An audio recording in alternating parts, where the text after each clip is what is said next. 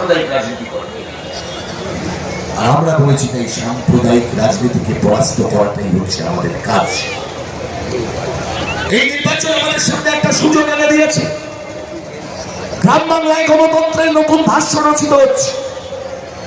যে মানুষগুলো এখানে দাঁড়িয়ে বললেন, যে মানুষগুলো গোটা পশ্চিম বাংলায় দাঁড়িয়ে বলছেন, আপনারা দেখেছেন আজকে মুর্শিদাবাদের ভোট হয়েছে। মুর্শিদাবাদের ভোট হয়েছে দমকল, চৌরঙ্গি, রানীনগর, হরিহরপাড়া, একটার পর একটা আসলে আমাদের বাম প্রার্থীরা তারা লড়াই করছেন, বুক চিতিয়ে লড়াই করছেন, আইএসএফ প্রার্থীরা লড়াই করছেন, বুক চিতিয়ে লড়াই করছেন। আমাদের সঙ্গে যুক্ত হয়েছেন অন্যান্য রাজনৈতিক দলগুলি, যারা এই সামনে আমাদের সঙ্গে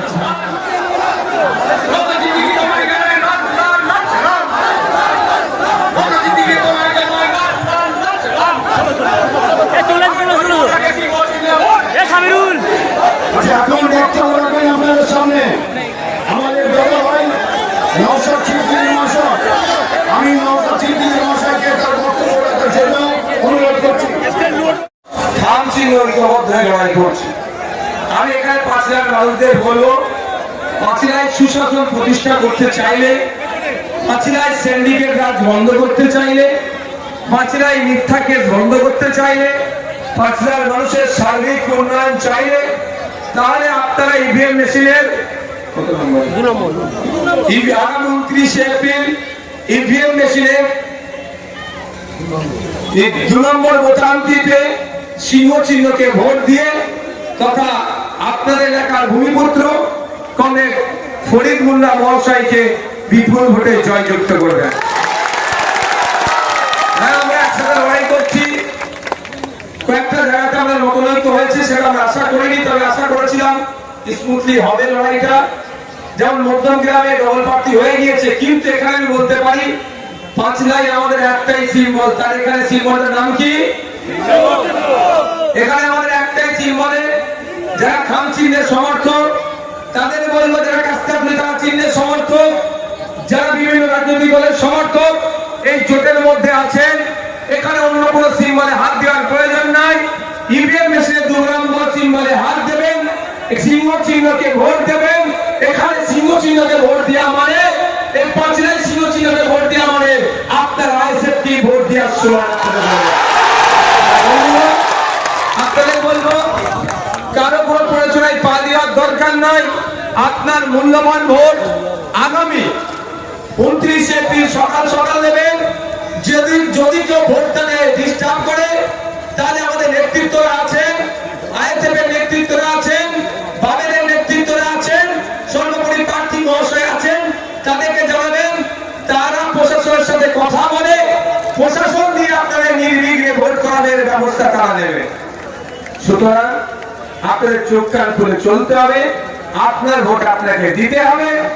আপনার ভোটটা কেউ চুরি করতে পারে, সেটা আমাদেরকে লক্ষ্য রাখতে হবে প্রত্যেককেই। আরেকটা কথা আপনাদের বলে যাই, পাঁচলা মানে দর্জি শ্রমিক, পাঁচলা মানে জুরি শ্রমিক। তাই আপনাদের বলবো, আমরা যখন কলকাতায় যান, হুগলি ব্রিজটা সেকেন্ড ব্রিজটা পার করার আগে বাম দিকে একটা বড় বাড়ি দেখা যায়, যেটার মাথায় নবান্ন লেখা আছে। এই সব্যসাচী রাজের দলেরা, এই বামপন্থীরা ওটাকে পাইলট প্রজেক্ট হিসাবে তৈরি করেছিল গার্মেন্টস শিল্পের অগ্রগতির জন্য, আপনার আমার জন্য। আমাদের এখানে যারা দর্জি শ্রমিক, আমাদের এখানে যারা জরি শ্রমিক, আজকে বলুন, আজকে আপনার আমার দুরবস্থা কোন জায়গায় পৌঁছেছে। এমন ছিল উস্তাগার 10 জন 12 জনকে নিয়ে কাজ করতো, এখন সেই উস্তাগার কি করছে? টোটো চালিয়ে ঘুরছে, কাজ বন্ধ হয়ে গেছে। ছোট্ট চায়ের দোকান করেছে, মেকিয়াপুরের দিকে আবার বিরিয়ানির দোকান করেছে। এই দুরবস্থা হতো না। এই দুরবস্থা কারণে ওরা একমাত্র যিনি চক্রী, তার নাম মমতা ব্যানার্জি। ওর 14 তলাটা তৈরি হয়েছিল গার্মেন্টস শিল্পের অগ্রগতির জন্য। তিনি সেটাকে গ্রহণ করে নিয়ে, অকুপায়েড করে নিয়ে এই 14 তলাটা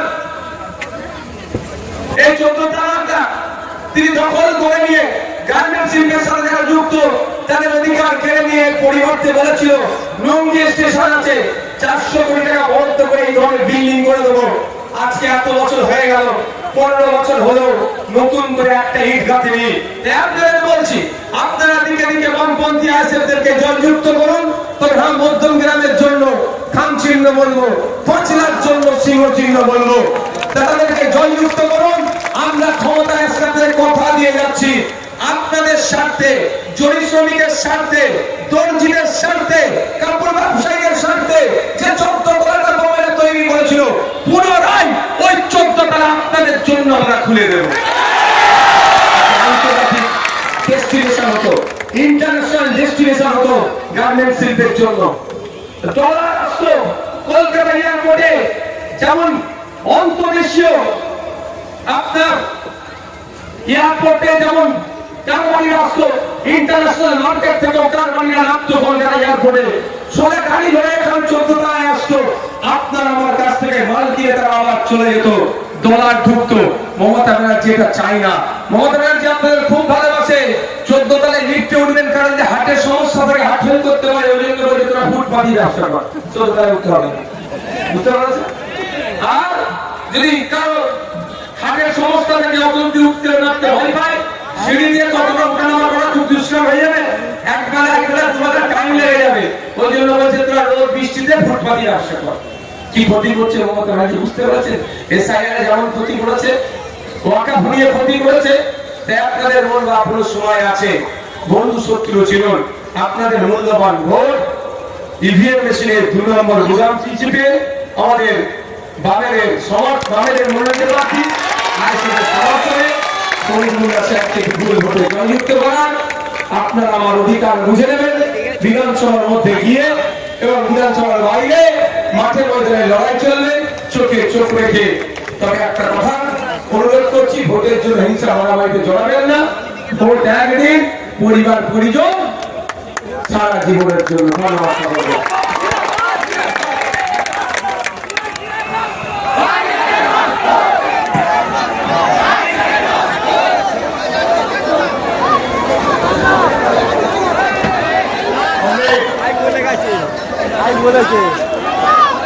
অনেক নৌকা শিল্পী সাহেব আবার একটি সভায় করে যাচ্ছেন। আমরা 5 নম্বর পক্ষ থেকে অভিনন্দন জানাচ্ছি এবং সেই সঙ্গে সঙ্গে আপনাদের কাছে অনুরোধ করবো, আগামী 25 তারিখ